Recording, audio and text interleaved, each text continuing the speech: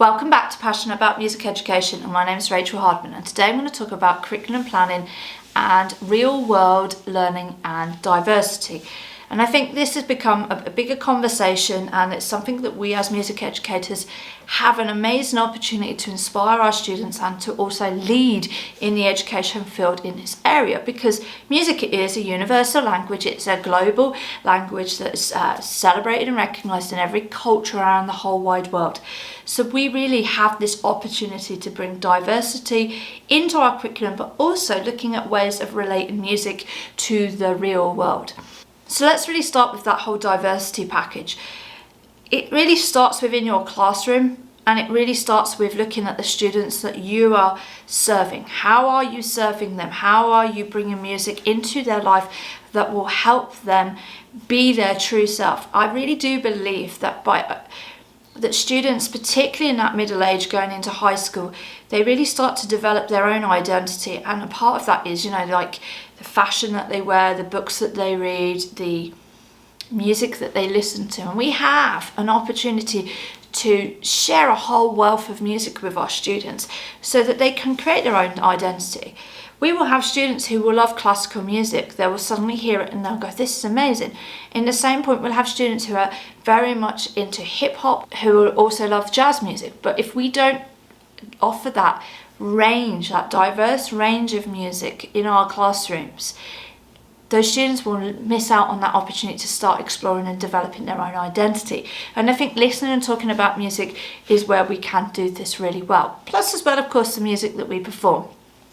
So when you're really looking at creating new curriculums or new topics or new schemes of work, or you're just doing a general review about diversity, how much diversity of styles of music, genres of music are you including? It's really easy, and it's not any fault of ours, but we have to look at it. It's very easy, if you love a certain style of music, to program that into your band music. So if you are a huge jazz fan, then you might find that, you sing a lot of jazz songs in the classroom, you play jazz music, you play your favourite styles of music, and there's nothing wrong with that.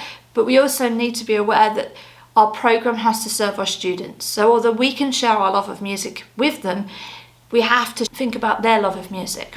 Your students may ask you if you only listen to classical music. They might not even, they might be in this belief that you'd listen to nothing else. And actually, I talk about this all the time. I'm like, no, actually, I listen to everything. I listen to all sorts of music. What I'm listening for is not a style of music, but music that inspires me, that it sounds good, that is interesting or quirky. And I think that is what we have to think about in terms of that diversity piece, making sure that our classroom offers students a chance to explore music, particularly music that might not even be from their own culture, so that they can, of course, create understanding, compassion in this global world that we're working in. And where did I see this most? I saw this when I left the UK. When I left the UK to work internationally, I went to Switzerland, and the school had a huge intake of students from all around the world, particularly from Russia, particularly from China.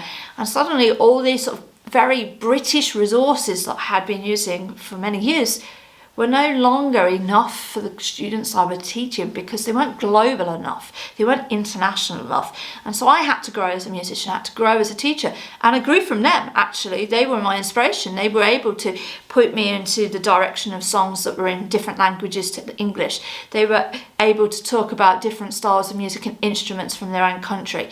We could go into it in a lot more detail. So your students will also have a huge wealth of knowledge that they can share with you and bring into the classroom. So I feel that was an amazing experience for me, and I'm much more aware over the last 10-15 years about not just being a very British rooted teacher, and the fact that I'm thinking about my students as a global students and international students, but also the fact that they will go and work globally and internationally, like I'm doing this. So the students I'm teaching here at the moment in Bermuda will go off into the world. They might not all stay in Bermuda. So although it's very much a community here, my job is also to encourage them to understand communities beyond them, to music beyond them, to cultures beyond them, because they may well go and live in different parts of the world and being connected through music is a wonderful opportunity to make friends and connections with people from around the world. We know that because music is such a universal language. And I think the other part with your curriculum to really consider with that whole diversity, bringing in female composers, composers of colour, etc., is that real link to the real world. How do we show students what's going on in the real world? When we can listen to music by Bach and Mozart and Beethoven, and I think that really has a place. But I also think showing students composers of today, for musicians who are performing today, people who are doing new things. There are some amazing flute players who are doing beatboxing on their flute, who are making these amazing cool ensembles with a cello and double bass. That's just so inspiring, and they're doing something fresh and different. Our students need to see that as much as they need to hear Mozart. So how often are you showing your students current music, current initiatives? How are you showing musicians who are being entrepreneurial? Even that concept of entrepreneurs in music is new. It's like there are now courses where you can go and study at university, business, entrepreneurship and music and the music industry, which is amazing. I mean, that wasn't there when I went to university 25 years ago, and that's so cool. But we need to show our students how that looks and how they can make music a career. How does what we teach them in the classroom relate to the music that they like and the real world? Film music is a perfect example. I've just been doing this with my M3s, my 14-year-olds.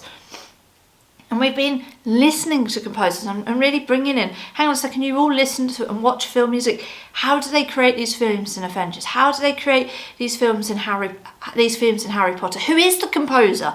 Do you actually know who they are?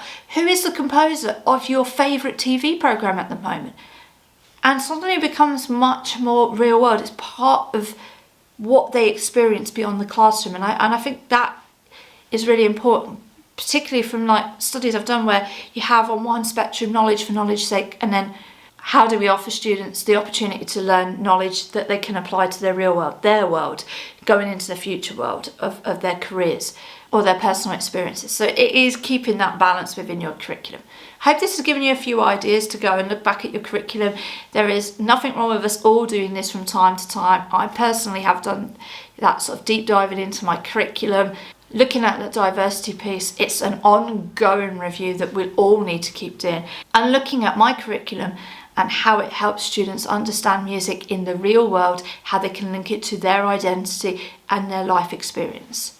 I hope it's been helpful. If it has, leave a comment below. I can make more videos like this, and I will see you again on the channel. My name is Rachel Hardman, and this is Passionate About Music Education.